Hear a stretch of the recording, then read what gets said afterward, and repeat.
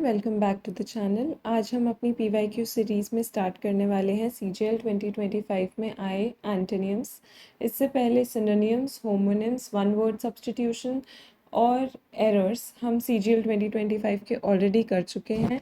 जिन्होंने वो वीडियोस नहीं देखी हैं, वो CGL की तैयारी कर रहे हैं, वो इन वीडियोस को ज़रूर देखें। सारी वीडियोस चैनल पे अवेलेबल हैं।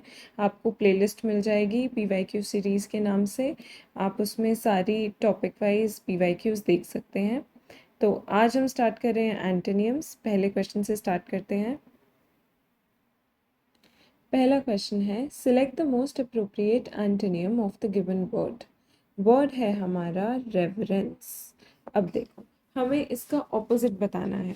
पहले हमेशा ध्यान रखना, जैसे मैं सारी वोकैबलरी की क्लासेस में आपको बोलती हूँ कि अपने नोट्स प्रिपेयर करते रहना साथ में बहुत ज़रूरी है। तो अपने नोट्स ज़रूर बनाते रहना, बनाते चलना, और नोटबुक लेकर बैठना बहुत इम्पॉर्टेंट है। हम स्टार्ट करते हैं पहले क्वेश्चन से। इस क्वेश्चन के ऑप्शंस देखो अब। Respect, devotion, contempt, worship.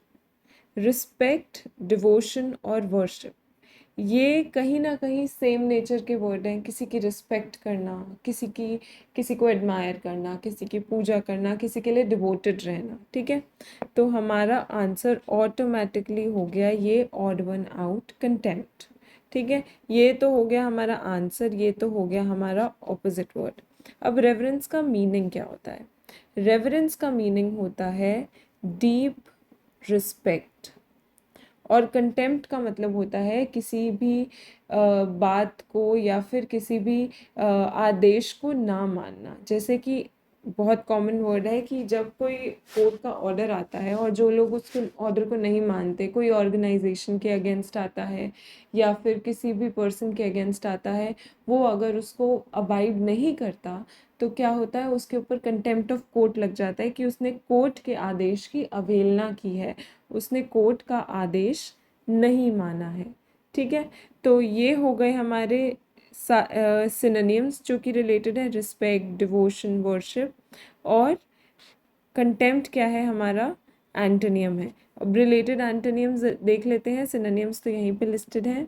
एंटोनियम्स कौन से हैं? और एक तो कंटेम्प्ट हो गया, एक इसी का ऑपोजिट डिसरिस्पेक्ट हो गया, और उसके बाद स्कॉन। हम अपनी सीरीज़ में जो भी वर्ड देखते हैं उसके ज़्यादा से ज़्यादा रिलेटेड वर्ड स्टडी करने की कोशिश करते हैं। अब हम सिनोनिम्स पूरे कर चुके हैं, एंटोनिम्स की पहली क्लास है, तो आप देखेंगे कि कहीं ना कहीं कभी एंटोनियम में, कभी सिनोनियम में, इसी सीरीज़ में यहाँ पे ये वर्ड्स कितने रिपीट हो रहे हैं। और ओवर अदर एग्ज़ाम्स जब हम जाएंगे, हम एसएससी के बाकी एग्ज़ाम्स देखेंगे, तो भी हम देखेंगे कि क्वेश्चंस और वर्ड्स कितने रिपीट हो रहे हैं। अगर आप ये सीरीज़ को, वोकैबलरी सीरीज़ को बहुत क्लियरली करोगे और रिविजन करोगे और एक अपने क्विक नोट्स बना लोगे, तो जब आप पेपर अटेम्प्ट करने बैठोगे, मॉक्स लगाओगे, प्री देने जाओगे, तो आप में ऑलरेडी कॉन्फिडेंस होगा, क्योंकि बहुत सारे वर्ड्स आपकी नज़रों से अलग अलग तरीके से बहुत बार आ चुके होंगे और आपको कुछ अलग से पढ़ने की ज़रूरत नहीं पड़ेगी। आपको क्या करना है, बस पिछले 1 या 2 साल में हुए जितने भी एसएससी के एग्ज़ाम्स हैं उनके सारी वोकैबलरी को स्टडी करना है, B it CPO, CGL, CHSL, selection post, MTS, कोई भी एग्ज़ाम। ठीक है, सब एग्ज़ाम के लिए सेम चीज़ करनी है। नेक्स्ट क्वेश्चन पे चलते हैं। अगला वर्ड है हमारा इनकैंडिसेंट। इनकैंडिसेंट का क्या मीनिंग होता है? पहले ऑप्शंस देखने की कोशिश करो।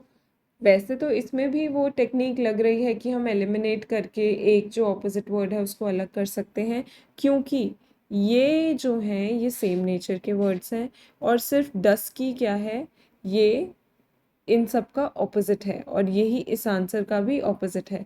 बट क्योंकि इस क्वेश्चन में ऑप्शंस के जो वर्ड्स हैं वो भी थोड़े से अलग हैं, तो हम पूरे मेथड से जाते हैं।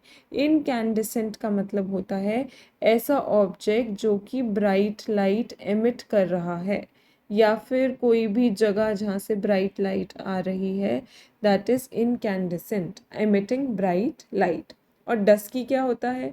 डस्की तो डॉन टू डस्क, डस्क होता है शाम का टाइम। शाम का टाइम मतलब कि बहुत ही ज़्यादा शांत और एकदम से डल, ठीक है। तो डस्की को हम किससे रिलेट करेंगे? डल से या डार्क से, क्योंकि डार्कनेस से रिलेटेड है डस्क। डस्क का टाइम, डॉन टू डस्क होता है ना, सुबह से शाम। शाम में क्या होता है? शाइन कम होती है, ब्राइट लाइट नहीं होती है, डार्क हो जाता है, डिम हो जाता है, डल हो जाता है, ठीक है। अब इसके हम देख लेते हैं related synonyms. Emitting bright light, इससे देखो इसमें क्या क्या रिलेटेड, सबसे पहले तो सिनोनिम्स देख लेते हैं। रिस्प्लेंडेंट ऑलरेडी गिवन है, रिस्प्लेंडेंट, फल्जेंट, ग्लिस्टनिंग।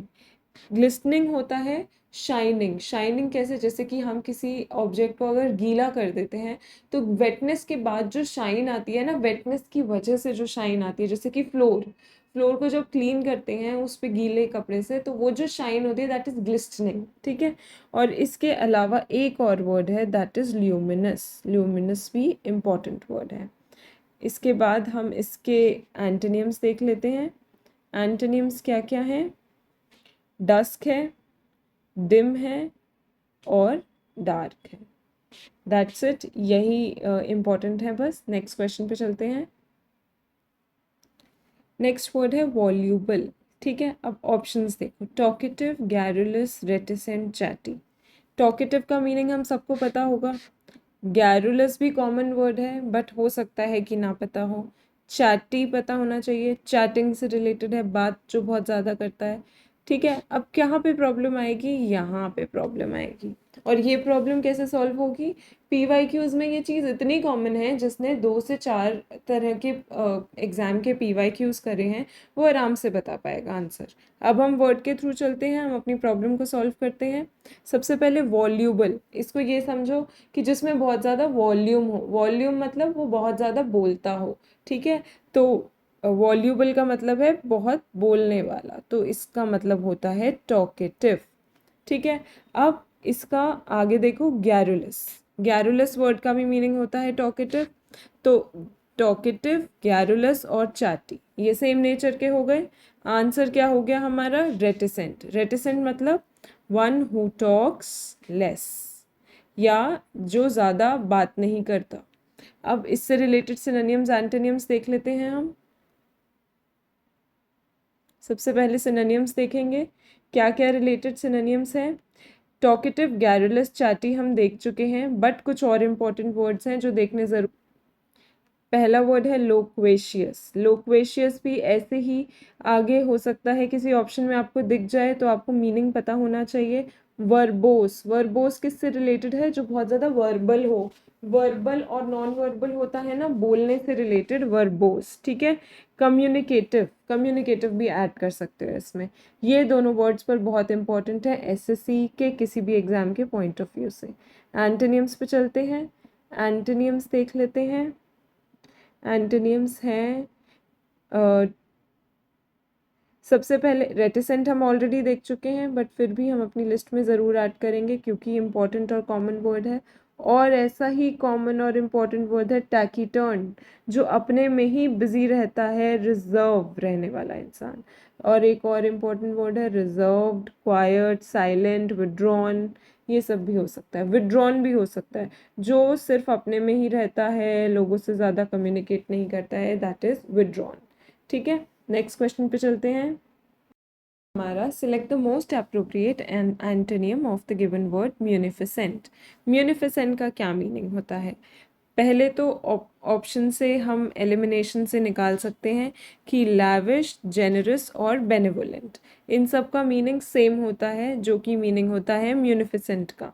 और हमें ढूंढना है एंटोनियम, तो ये ऑड वन आउट से हमारा आंसर हो गया। अब पहले हम वर्ड को देख लेते हैं। बेनेवोलेंट, लैविश, जेनरस, सबका क्या मतलब है? जो कि बहुत ग्रैंड हो, वेरी ग्रैंड, एक्सट्रीमली ग्रैंड, या फिर जेनरस, ठीक है। जो बहुत ही ग्रैंड क्वांटिटी में हो, बहुत ही खुला हो, बहुत ज़्यादा हो, दैट इज लैविश, ठीक है। अब स्टिंजी, स्टिंजी का मतलब होता है जो बहुत कम हो, कम क्वांटिटी में हो, एक तरह से कंजूसी को कह सकते हैं, ठीक है। लैविश अरेंजमेंट होता है ना कि बहुत ग्रैंड अरेंजमेंट है, बहुत खुला अरेंजमेंट है, बहुत खर्चे वाला अरेंजमेंट है, दैट इज लैविश अरेंजमेंट्स, ठीक है। अब स्टिंजी, स्टिंजी का मतलब हम समझ सकते हैं माइसर, माइसर मतलब जो कंजूस होता है। ठीक है, अब हम इससे रिलेटेड सिनोनियम एंटोनियम की पूरी लिस्ट देख लेते हैं। सबसे पहले सिनोनियम्स देखते हैं। ये सब नोट डाउन करने में बहुत फ़ायदा रहने वाला है। ठीक है, लैविश, जेनरस और बेनेवोलेंट ये तो हैं ऑलरेडी इम्पोर्टेंट। इसके अलावा एक और इम्पोर्टेंट वर्ड है मैग्नानिमस, मैग्नानिमस। ये सब वर्ड्स पता है आपको उसमें भी काम आएंगे अगर आपको करेक्ट स्पेलिंग वाले क्वेश्चंस करने हैं तो, क्योंकि घूम फिर के एक 10-15 हज़ार वर्ड्स हैं जो कि बार बार रिपीट होके दिखते हैं। तो उसमें से भी 10-15 हज़ार में से भी आप ये समझ सकते हो कि 7-8 हज़ार वर्ड्स ऐसे होंगे जो कि बहुत रेपिटेटिव होंगे, जो बहुत एग्जाम्स में देखे जा चुके होंगे, जो कई सालों से रिपीट हो रहे होंगे, जो आपने स्कूल टाइम से भी पढ़े होंगे। तो लगभग कुल मिला के आपको एक जिस्ट लेना है, एक आइडिया लेना है, जिससे आपके 4 से 5 क्वेश्चन यानी कि 12 से 15 नंबर आपके पास होंगे। वही वर्ड्स हैं जो सिनोनिम्स में आ रहे हैं, एंटोनिम्स में आ रहे हैं, कहीं ना कहीं होमोनिम्स में आ रहे हैं, या फिर स्पेलिंग करेक्शन में भी आ रहे हैं। ठीक है, तो मैग्नानिमस और बाउंटीफुल। इसके बाद हम इसके ऑपोजिट देख लेते हैं। ऑपोजिट मतलब कंजूस, तो माइसर है वर्ड। और एक और है बहुत important word parsimonious, parsimonious, Mysore, stingy, niggardly. ठीक है, ये हमारे वर्ड्स हैं। ये निगार्डली थोड़ा सा अनकॉमन है बट याद रख सकते हो, कोई चांस हो सकता है कि एग्जाम में दिख जाए कभी, क्योंकि बाकी वर्ड से रिलेटेड ही है ना कहीं ना कहीं। नेक्स्ट क्वेश्चन है, हमें एंटोनियम फाइंड करना है क्वेल का। क्वेल का मतलब क्या होता है? अब देखो, सप्रेस करना, सबड्यू करना, रिस्ट्रेन करना, इसका क्या मीनिंग होता है? इन तीनों का मतलब होता है किसी भी मूवमेंट को, किसी भी इंसान के गुस्से को शांत करना। ठीक है, किसी को काम डाउन करना। ठीक है, या फिर किसी को दबाने की कोशिश करना। ठीक है, तो इसका मतलब होता है टू काम समवन, या टू काम अ सिचुएशन, या पर्सन लिख सकते हैं। ठीक है, तो सबड्यू, रिस्ट्रेन और सप्रेस ये सेम नेचर के हो गए। और ऑपोजिट क्या हो गया? प्रोवोक। प्रोवोक होता है किसी को भड़काना, किसी मूवमेंट को और तेज करना, किसी गुस्से वाले इंसान को और प्रोवोक करना, और गुस्सा दिलाना, और एजिटेट करना। ठीक है, तो ये हो गया हमारा ऑपोजिट। और क्वेल का मतलब होता है किसी को शांत करना। अब इनसे रिलेटेड सिनोनिम्स एंटोनिम्स देख लेते हैं, थोड़े डिफरेंट कलर से देखते हैं। सिनोनिम्स कौन से सिनोनिम्स हो गए? क्वेल से रिलेटेड वर्ड कौन से हैं? सप्रेस, सबड्यू, रिस्ट्रेन, तीनों ही इम्पोर्टेंट वर्ड्स हैं, अपनी लिस्ट में ज़रूर ऐड करना। ठीक है, इसके अलावा जो इम्पोर्टेंट वर्ड है वो है स्टाइफल। अगेन इसका क्या मतलब होता है? किसी को शांत करना। और एक और इम्पॉर्टेंट वर्ड है पैसिफाई, जैसे जब बच्चा रो रहा होता है या कोई बहुत परेशान होता है, रो रहा होता है, तो उसको पैसिफाई किया जाता है। ठीक है, जनरली ये क्राइंग बेबीज़ के लिए यूज़ होता है। एंटोनिम्स देख लेते हैं। ऑपोजिट, ऑपोजिट होता है किसी को भड़काना, तो इंसाइट करना, क्राउड को इंसाइट किया जाता है। प्रोवोक, प्रोवोक हम ऑलरेडी देख चुके हैं। इनफ्लेम, जिसे कहते हैं कि और आग भड़काना। ठीक है, एजिटेट,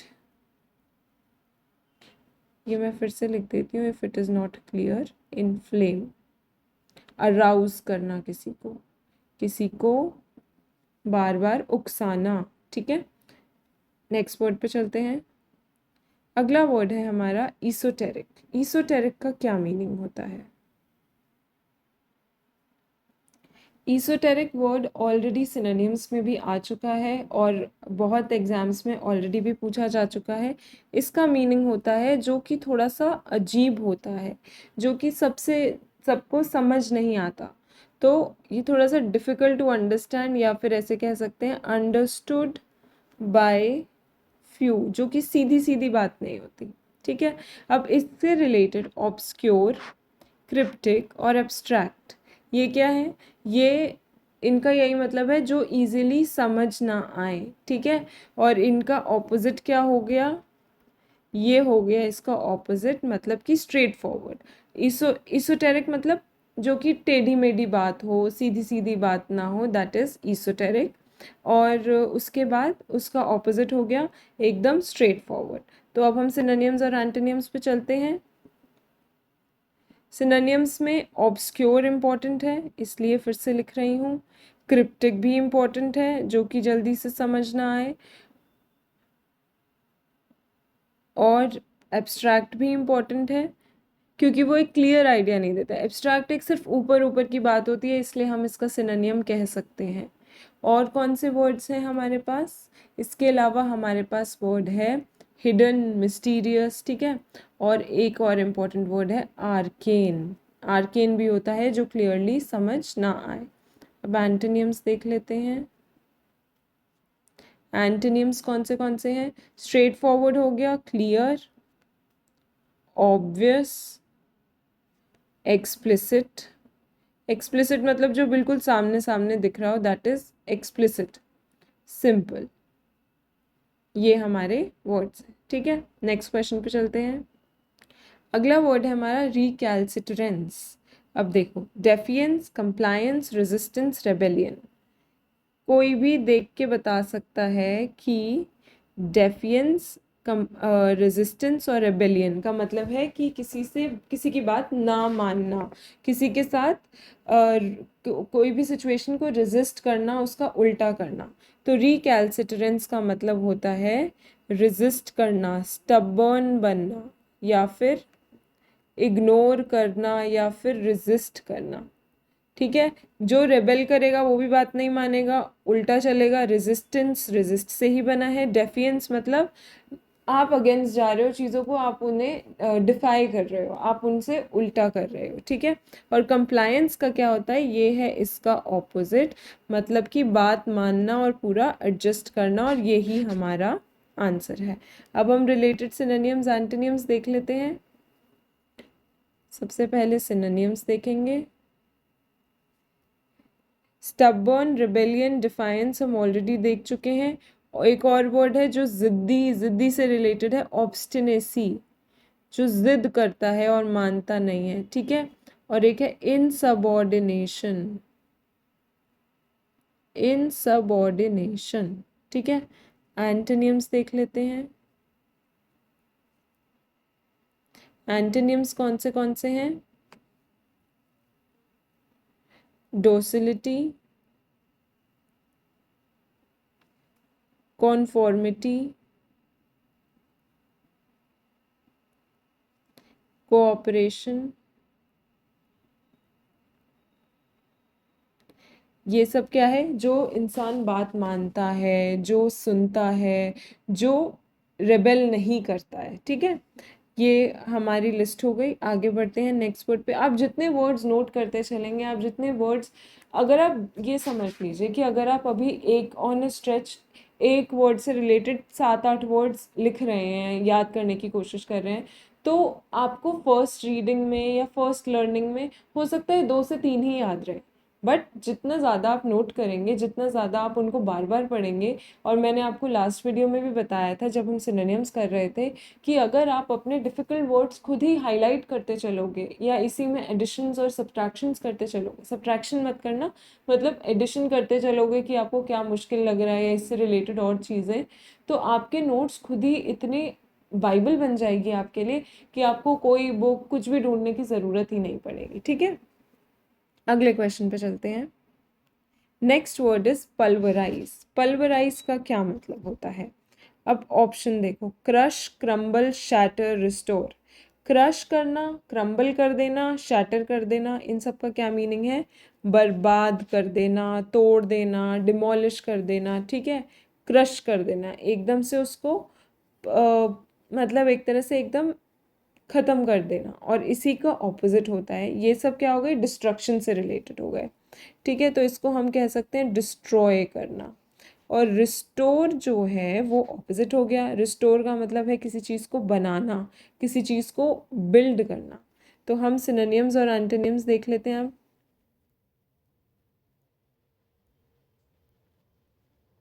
सिनोनिम्स कौन से हैं? क्रश, शैटर, क्रम्बल हम देख चुके हैं।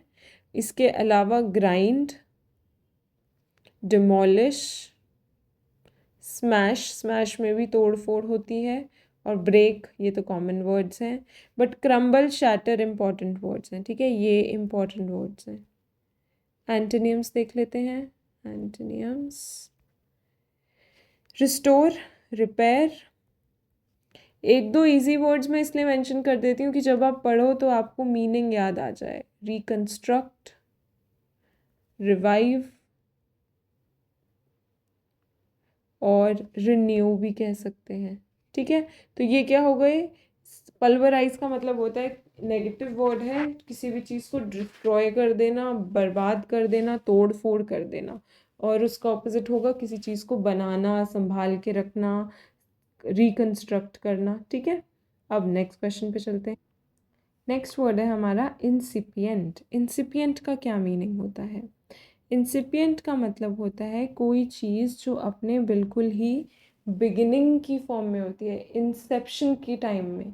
इन बोलते हैं ना, it is in the process या the project is in its inception stage, मतलब कि वो प्रोजेक्ट अभी बस स्टार्ट हो रहा है, शुरू होने वाला है, अभी वो एकदम अपने शुरू के फेज़ में है, एकदम स्टार्टिंग फेज़ में है, ठीक है। तो इंसिपिएंट का मतलब होता है बिगिनिंग स्टेज। अब ऑप्शंस पे देखो, डेवलपिंग स्टेज भी बिगिनिंग में होगी, बडिंग, बडिंग भी पहला प्रोसेस होता है ग्रो करने का, और नेसेंट, नेसेंट होता है एकदम पहली शुरुआत, ठीक है। तो नेसेंट स्टेज, डेवलपिंग, बडिंग, ये सब क्या है? बिगिनिंग की बात कर रहे हैं। और एडवांस्ड होता है जब कोई चीज़ बिगिनिंग से आगे निकल जाती है, हायर लेवल पे हो जाती है, तो वो एडवांस्ड लेवल पे होती है, ठीक है। तो यहाँ पे हमारा एंटोनिम हो गया एडवांस्ड। अब हम इसके सिनोनिम्स और एंटोनिम्स देख लेते हैं। इंसिपिएंट का मतलब हो गया बिगनिंग स्टेज, और इसके और रिलेटेड वर्ड्स हैं, जैसे कि बडिंग स्टेज है वैसे ही एम्ब्रियोनिक स्टेज भी कह सकते हैं, जो स्टार्टिंग की बात है। इमर्जिंग भी वर्ड करेक्ट है। और एंटोनिम्स देख लेते हैं अब। एंटोनिम्स क्या क्या हैं? एडवांस्ड हो गया, मैच्योर, डेवलप्ड, एस्टैब्लिश्ड, जो कि अपने ग्रोइंग स्टेज से निकल चुका है, फाइनल। ये सब हो गए हमारे वर्ड्स। नेक्स्ट क्वेश्चन पे चलते हैं। परनीशियस, परनीशियस का क्या मीनिंग है? परनीशियस का क्या मतलब होता है? इसका मतलब होता है कोई ऐसी चीज़ जो बहुत ज़्यादा नुकसान देने वाली हो, ठीक है, जिसका मतलब है हमारा जो कि बहुत ज़्यादा हार्मफुल हो, ठीक है, हार्मफुल। अब इसका आंसर क्या है? इनोकुअस। इनोकुअस जो है ये इसका ऑपोजिट है। इनोकुअस का मतलब होता है हार्मलेस, ओके। अब इससे रिलेटेड देख लेते हैं हम सिनोनिम्स, एंटोनिम्स।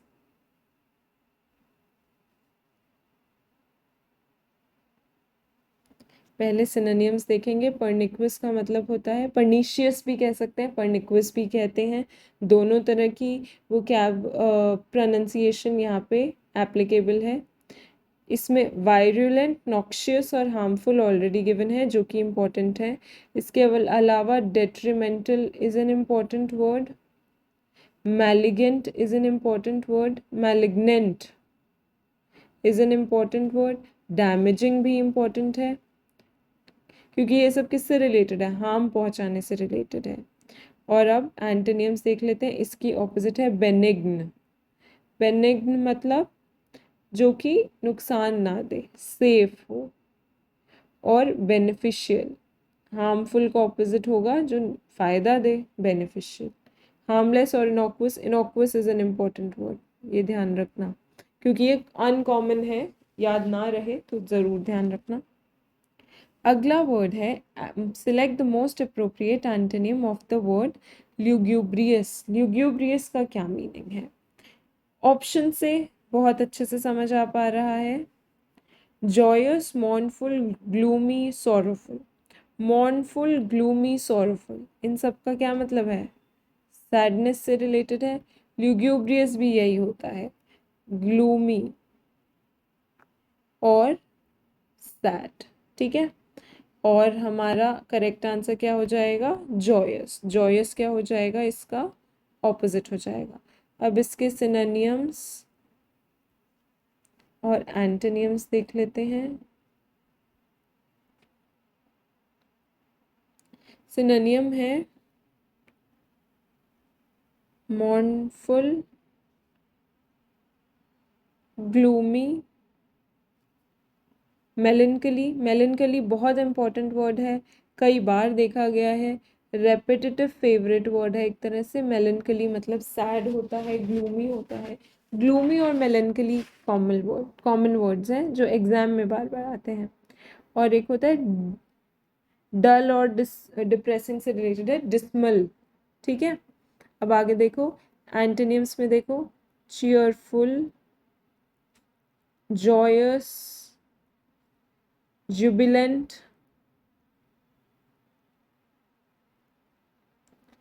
डिलाइटेड। हो गया, अगले क्वेश्चन पे चलते हैं। Next word is redolent. Redolent का क्या मतलब होता है?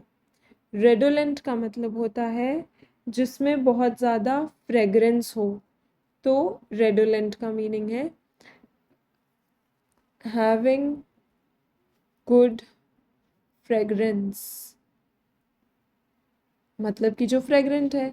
ये तो मीनिंग हो गया। एवोकेटिव, एवोकेटिव का मीनिंग क्या होता है? अगेन जिसमें बहुत ज़्यादा जो आपको इवोक कर दे। इवोक कर दे मतलब कि जिसको स्मेल कर पाएँ आप, जिसको आप फील कर पाएँ, दैट इज़ एवोकेटिव। ओडोरस, अगेन ओडोरस का मीनिंग है जिसमें से बहुत ज़्यादा फ्रेग्रेंस आए। ठीक है, तो यहाँ पे आंसर है हमारा ऑपोजिट है अनसेंटेड, जिसमें कोई स्मेल ना हो। रेडोलेंट का मीनिंग ये होता है सेंटेड, तो ये हो गया हमारा ऑपोजिट वर्ड। अब हम रिलेटेड सिनोनिम्स और एंटोनिम्स देख लेते हैं।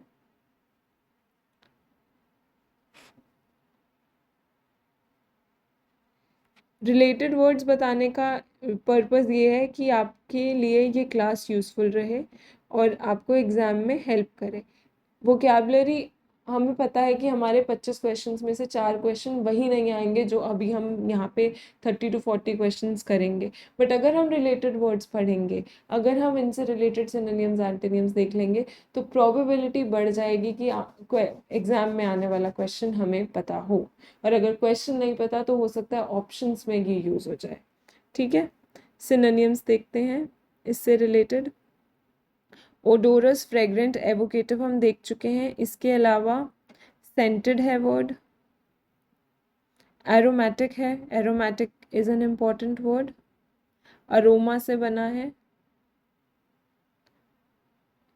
और परफ्यूम्ड भी कह सकते हैं, बट कॉमन है वो, आप अपने आप भी सोच पाएंगे। Unscented, odourless, अनपरफ्यूम्ड,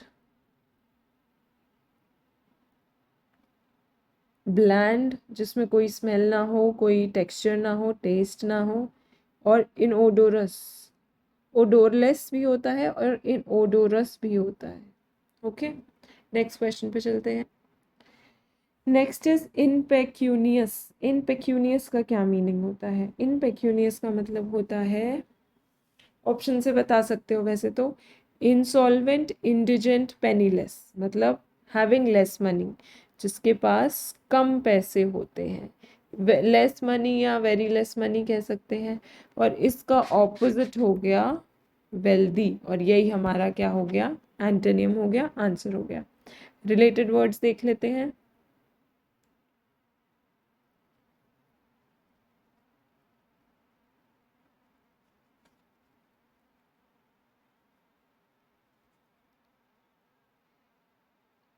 penniless, indigent, insolvent देख चुके हैं। इसके अलावा डेस्टिट्यूट जो गरीब होते हैं, नीडी,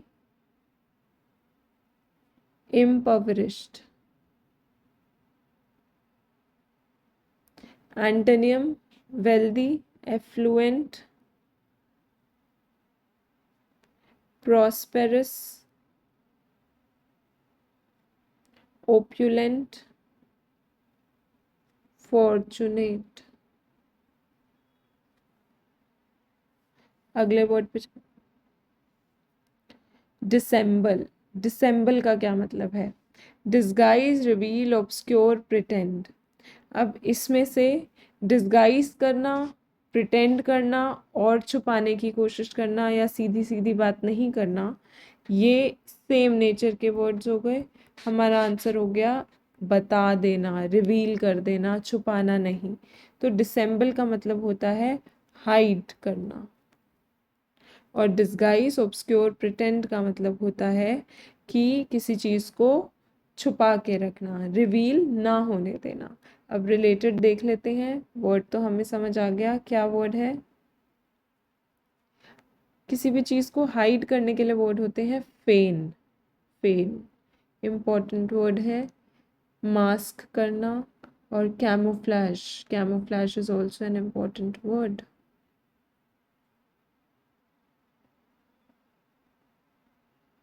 ओ यू, यहाँ पे ये क्लियर नहीं हो पा रही है।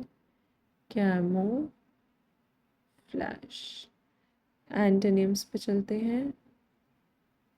एंटोनिम्स मतलब कि क्लियर कर देना, तो डाइवल्ज कर देना, एक्सपोज कर देना।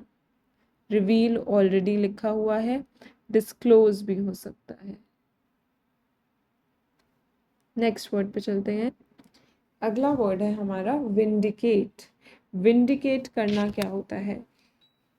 कोर्ट की लैंग्वेज में यूज किया जाता है, न्यूज़पेपर आर्टिकल्स में भी देखा जाता है। He was vindicated of all crimes, मतलब कि उसके ऊपर से सारे ब्लेम्स हटा दिए गए। तो डिक्लेयर्ड क्लीन, या फिर क्या कह सकते हैं, क्लियर फ्रॉम ब्लेम, कि उसके ऊपर अब कोई इल्ज़ाम नहीं है, कोई ब्लेम नहीं है। अब केयरफ्री, फॉरगिव, जस्टिफाई अलग नेचर के हो गए। अक्यूज, अक्यूज होता है इल्ज़ाम लगाना, विंडिकेट होता है इल्ज़ाम से फ्री कर देना। तो ये हो गया हमारा ऑपोजिट, और विंडिकेट का मीनिंग हमने देख लिया है। अब वो देख लेते हैं हम, रिलेटेड सिनोनिम्स और एंटोनियम्स। सिनोनिम्स कौन से हैं? विंडिकेट से रिलेटेड वर्ड्स हैं। फ्री कर देना, ठीक है, एब्सॉल्व कर देना, एक्सोनरेट कर देना, डिफेंड कर लेना, क्लियर कर देना, equity, he was acquitted of all crimes, equity, acquitted of all charges भी हो सकता है। एंटोनिम्स हो गए कंडेम करना, चार्ज करना, ब्लेम करना और डिनाउंस करना, किसी की गलती बताना, ठीक है। और एक और बहुत इम्पोर्टेंट वर्ड है इनक्रिमिनेट। क्रिमिनल से बना है, क्रिमिनल ही तो करते हैं ना ऑफेंसेस या फिर गलती, तो इनक्रिमिनेट करना, उसको मुजरिम ठहराना। ओके, नेक्स्ट वर्ड पे चलते हैं। अगला वर्ड है हमारा नेगेटरी। नेगेटरी का क्या मतलब है? Futile, worthless, trivial, significant. Worthless जिसकी कोई वर्थ ही ना हो, फ्यूटाइल मतलब बेकार, वेस्टेड, अगेन वर्थलेस ही होता है फ्यूटाइल का मीनिंग। और ट्रिवियल, ट्रिवियल मतलब अनइम्पॉर्टेंट, जिसकी कोई ज़्यादा वैल्यू नहीं है। तो हमारे ये तीन वर्ड सेम नेचर के हो गए, और आंसर क्या हो गया? सिग्निफिकेंट। नेगेटरी का मतलब होता है इनसिग्निफिकेंट, जिसकी कोई वैल्यू ही ना हो, वर्थलेस कह सकते हैं इसको। जैसे कहते हैं ना कि वहाँ द जजेस या फिर द ज्यूरी या फिर कोई भी गेव अ नेगेटरी रिस्पॉन्स, मतलब उनका को बहुत कोई अच्छा रिस्पॉन्स नहीं था, उसको हम बहुत ज़्यादा वैल्यू नहीं दे सकते हैं, ठीक है। तो ये मतलब होता है नेगेटरी।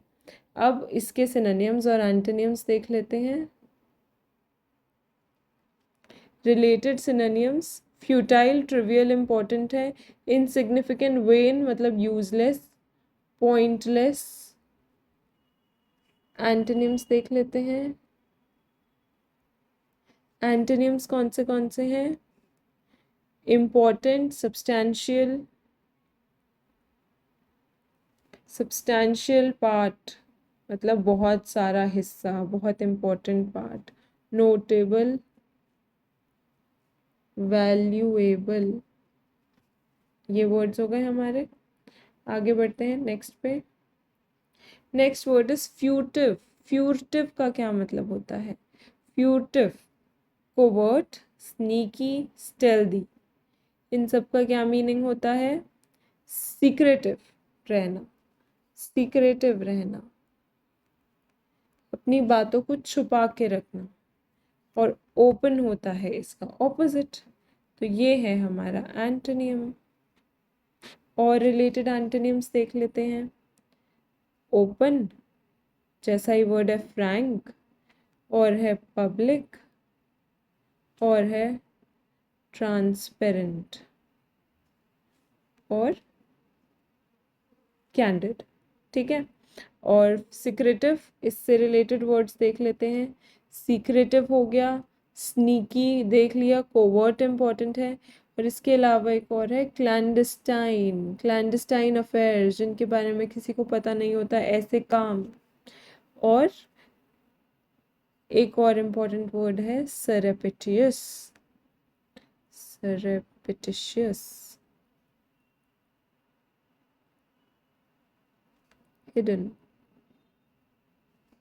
ओके, ये वर्ड रिपीट हुआ है एग्जाम में, ये भी देखा गया है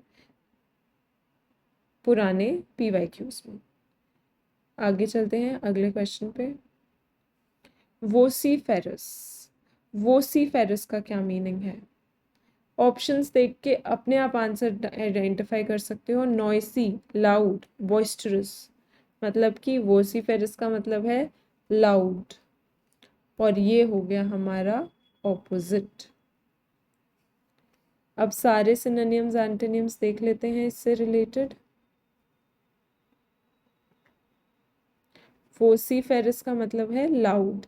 लाउड से रिलेटेड वर्ड्स क्या होंगे? और रिलेटेड वर्ड होंगे क्लैमरस। क्लैमरस का क्या मतलब है? बहुत शोर मचाना। रकस, ये तो बहुत ही कॉमन वर्ड है, आपने अपने टीचर्स को बोलते हुए सुना होगा स्कूल में पहले, या फिर प्रोफेसर्स को, कि you have created a ruckus, what a ruckus is this. ठीक है। थंडरस, अगेन लाउड से रिलेटेड है थंडरस। एंटोनिम्स देख लेते हैं। म्यूट, क्वाइट, साइलेंट हो गया, still, taciturn, hushed, hush hush hush, चुप रहो, दैट इज हश्ड, साइलेंट करते हैं। नेक्स्ट क्वेश्चन पे चलते हैं। प्यूसिलैनिमस, नेक्स्ट वर्ड है हमारा प्यूसिलैनिमस। इसका मीनिंग क्या होता है? ऑप्शंस देखो। टिमिड, ब्रेव, कावर्डली, फेंट हार्टेड।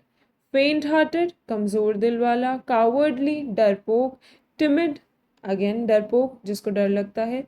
आंसर हो गया हमारा ऑपोजिट, ब्रेव। तो प्यूसिलैनिमस का क्या मीनिंग है? प्यूसिलैनिमस का मतलब है जो कि बहुत ही ज़्यादा डरपोक हो, कावर्ड। ठीक है। अब प्यूसिलैनिमस का मतलब हो सकता है बहुत लोगों को ना पता हो, और ये बहुत ही ऑब्वियस बात है, कुछ लोगों ने तो हो सकता है इसको पढ़ा भी पहली बार है। बट क्या ऑप्शन से ये क्वेश्चन अटेम्प्ट करना आसान है? बिल्कुल आसान है। अब हम इससे रिलेटेड और भी वर्ड्स देख लेते हैं, बट क्योंकि ये वर्ड आ गया है तो बाकी प्यूसिलैनिमस को रिलेट करना, पूसी जैसा, बिल्ली जैसा। बिल्ली तो डर जाती है ना, शेर तो नहीं डरता है, बिल्ली तो डर ही जाती है। तो बिल्ली को रिलेट कर लो पूसी से, प्यूसिलैनिमस, जो कि डरपोक हो। सिनोनिम्स देखते हैं पहले। फेंट हार्टेड देख लिया, इसके अलावा देख लो फियरफुल, क्रावेन, स्पाइनलेस, वीक नीड भी कह सकते हैं। ठीक है। वीक नीड मतलब कम, ये नीज से बना है, घुटनों से, वीक नीड जिसमें जान ना हो। अब ऑपोजिट देख लो, bold, courageous, courageous important word है। वैसे तो करेज कॉमन है। वेलिएंट, जो बहुत ज़्यादा हीरोइक हो, बहुत ज़्यादा ताकत हो जिसमें। गैलेंट, गैलेंट्री अवार्ड्स दिए जाते हैं ना, किस लिए दिए जाते हैं? बिकॉज उनकी ब्रेवरी के लिए। तो गैलेंट्री अवार्ड्स कहाँ से आए हैं? गैलेंट से आए हैं, जो बहुत ब्रेव इंसान होते हैं, गैलेंट इंसान होते हैं। वॉर में दिए जाते हैं ना, आर्मी में गैलेंट्री अवार्ड्स। नेक्स्ट क्वेश्चन पे। नेक्स्ट वर्ड है हमारा ऑब्ड्यूरेट। ऑब्ड्यूरेट का क्या मीनिंग होता है? ऑब्ड्यूरेट का मीनिंग होता है जो कि बहुत ज़िद्दी होता है। ठीक है, इसको मैं ऐसे ही लिखती हूँ, ज़िद्दी, जो किसी की बात नहीं मानता। अब देखो, कैलस, एडमेंट, हार्डन्ड, जो किसी के ना सुने, जो किसी की बात ना सुने, वो ये तीन है। तो यील्डिंग हो गया, जो लोगों की बात मान लेता है, दैट इज यील्डिंग। ओके, अब इसके रिलेटेड वर्ड्स भी देख लेते हैं।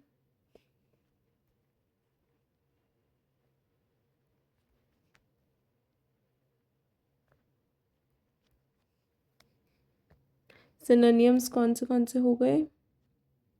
एडमेंट, कैलस और हार्डन्ड हम देख चुके हैं। इसके अलावा इनफ्लेक्सिबल, जो किसी की ना सुने, और ऑब्स्टिनेट, अनयील्डिंग, बहुत इंपॉर्टेंट वर्ड है, और ऑब्स्टिनेट।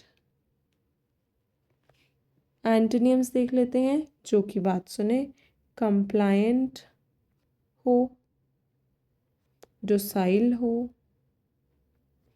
Submissive, agreeable, submissive. ठीक है, अब नेक्स्ट वर्ड पे जाएंगे। नेक्स्ट वर्ड तो सिंपल है, कॉमन है, सैगेशियस। ऑप्शन से भी हो जाएगा। इंसाइटफुल, वाइस, प्रूडेंट, मतलब कि जिसमें समझ हो, जो इंटेलिजेंट हो, जो वाइस हो। तो हमारा आंसर क्या हो गया? फूलिश। फूलिश हो गया हमारा ऑपोजिट वर्ड। तो इसका मीनिंग होता है वाइस एंड इंटेलिजेंट। इससे रिलेटेड सिनोनिम्स, एंटोनिम्स देख लेते हैं हम।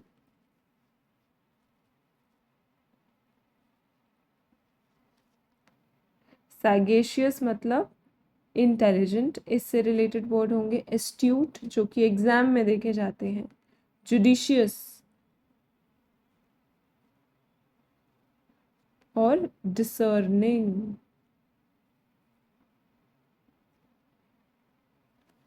एंटोनिम्स देखते हैं। एंटोनिम्स है फूलिश, सिली भी कह सकते हैं। फूलिश हम ऑलरेडी देख चुके हैं। इडियोटिक। प्रूडेंट का ऑपोजिट इम्प्रूडेंट। इनप्रूडेंट नहीं होता है, इम्प्रूडेंट होता है। इन, इम, अन, ये सब वर्ड्स कहीं भी किसी के भी वर्ड्स के साथ मत लगा दिया करो, हर जगह अलग तरीके से यूज होते हैं। ठीक है, इग्नोरेंट, ये सब हो गए हमारे एंटोनिम। अगले क्वेश्चन पे चलते हैं। नेक्स्ट क्वेश्चन है हमारा ओप्रोब्रियम। ओप्रोब्रियम का क्या मीनिंग होता है? ऑप्शन से तो कर ही सकते हैं। डिसग्रेस, कंटेम्प्ट, सेंश्योर, मतलब कि किस, ये सब नेगेटिव वर्ड्स हैं, जिसका मतलब होता है कि बात ना मानना या फिर डिसरिस्पेक्ट। तो टू शो डिसरिस्पेक्ट या फिर डिसअग्रीमेंट भी कह सकते हैं। और इसका ऑपोजिट हो गया हमारा ऑनर करना, किसी की बात को ऑनर करना। अब सिनोनिम्स और एंटोनिम्स देख लेते हैं।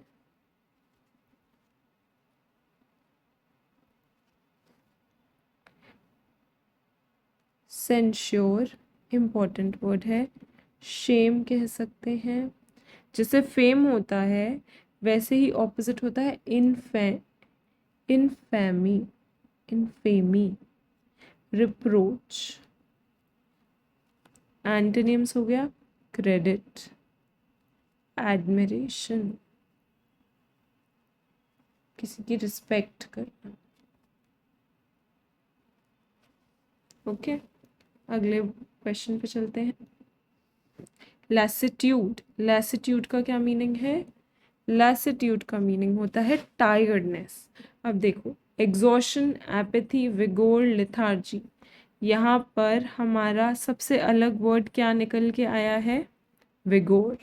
विगोर का मतलब होता है फुल ऑफ एनर्जी, और इसका मीनिंग है लेजीनेस से रिलेटेड। सिनोनिम्स और एंटोनिम्स देख लेते हैं।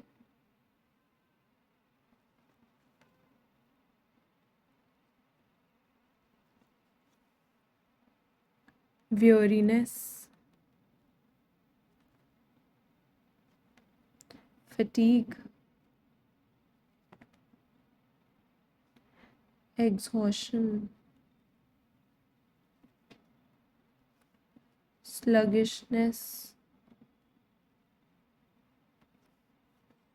एंटोनिम्स हैं vitality, strength, energy, alertness। Okay, अगले क्वेश्चन पे। टर्पिट्यूड, टर्पिट्यूड का क्या मीनिंग है? मॉरल करप्शन, मतलब आप मॉरली स्ट्रॉन्ग नहीं हो। डेप्रिविटी, वाइस, सिन, ये सब वर्ड्स क्या हैं? नेगेटिव वर्ड्स हैं। हमारा आंसर क्या हो गया? मोरालिटी, ये हो गया हमारा opposite. Synonyms, vice,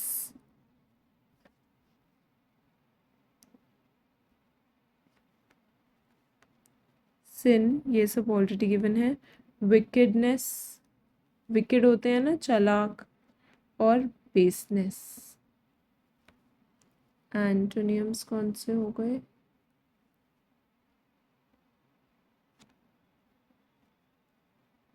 morality, virtue, ये बहुत कॉमन सेइंग है, वाइस और वर्च्यू। तो वाइस क्या होता है? खराब, और वर्च्यू होता है अच्छा, और इंटेग्रिटी, और राइटियसनेस, गुडनेस, डिसेंसी, ऑनेस्टी, ये सब वर्ड्स आएंगे।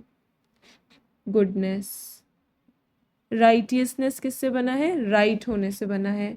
ये वर्ड मैं इसलिए लिख रही हूँ ताकि आपको स्पेलिंग में हेल्प करे। थोड़ी सी कंफ्यूजन स्पेलिंग है इसकी। नेक्स्ट क्वेश्चन पे चलते हैं, और हमारी क्लास का, आज की क्लास का लास्ट क्वेश्चन है रेवरेंस। रेवरेंस होता है टू शो रिस्पेक्ट और डिसरिस्पेक्ट। हमें पता है, हम अभी पिछले दो क्वेश्चंस में ये वर्ड रिपीट हो चुका है। कंटेम्प्ट मतलब डिसरिस्पेक्ट, और रेवरेंस मतलब डिवोशन, रिस्पेक्ट। ठीक है, इससे रिलेटेड वो ये हम ऑलरेडी देख चुके हैं, तो यहीं पे देख लेते हैं इसको। रेवरेंस का मतलब है वर्शिप, वर्शिप ऑलरेडी लिखा है। Veneration, esteem, regard. और इसके ऑपोजिट्स कौन से हैं? डिसरिस्पेक्ट करना, कंडेम करना, डिसर्न करना, इंसल्ट, मॉकरी, डिरिजन। ये वर्ड नया आया है, इसको ध्यान रखना। और कंटेम्प्ट है ऑलरेडी, डिसरिस्पेक्ट है, स्कॉर्न भी कह सकते हैं। स्कॉर्न वैसे गुस्सा करने के लिए यूज़ होता है, बट सेम ही सेंस में है, नेगेटिवली, तो हम इसको भी एज एन एंटोनियम याद रख सकते हैं। Okay, that's it for today's class. अगली क्लास में हम एंटोनियम्स को कंप्लीट करेंगे, और फिर हम नया टॉपिक स्टार्ट करेंगे। अगर सेशन अच्छा लगा हो तो please do like, comment and subscribe the channel. बाकी वीडियोस भी जो इस सीरीज़ की आ चुकी हैं उनको जाकर ज़रूर देखना। सब लेक्चर्स में आपको कुछ ना कुछ नया, कुछ ना कुछ सीखने को, कुछ ना कुछ याद रखने को ज़रूर मिलेगा। और PYQs हमेशा हर एग्ज़ाम के लिए एकदम ज़रूरी होते हैं और बहुत हेल्पफुल होते हैं। और PDF के लिए टेलीग्राम चैनल को सब्सक्राइब कर लेना। Link you will find in the comment section. Thank you.